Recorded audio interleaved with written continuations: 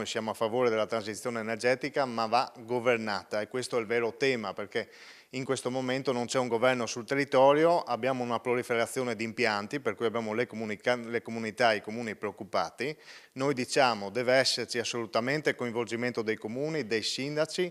devono esserci dei benefici collettivi per il territorio attraverso le comunità energetiche. Se si parla di agrivoltaico devono essere degli impianti veri che garantiscono l'agricoltura, e ovviamente dobbiamo fare una mappatura a livello regionale di tutte quelle che sono le aree spendibili, ossia degradate o abbandonate anche da suolo agricolo. Stiamo anche ragionando su una proposta di un indice di saturazione rispetto alla popolazione, rispetto anche al territorio, perché ovviamente non è pensabile che comuni di 500 abitanti si trovino con 40-50 ettari di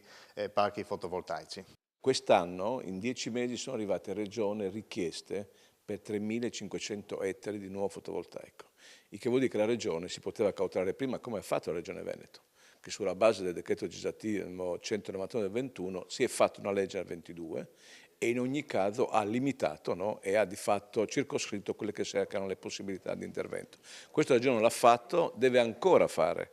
la legge attuativa del nuovo decreto attuativo, che di fatto tutte quelle che sono le domande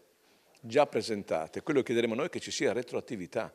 almeno c'è un controllo, almeno riuscire a contenere quel disastro che si sta creando di occupazione del suolo agricolo, soprattutto nella bassa friulana. Dei 3.500 domande di ettari che vogliono fare fotovoltaico, nella bassa friulana ci sono circa 3.000.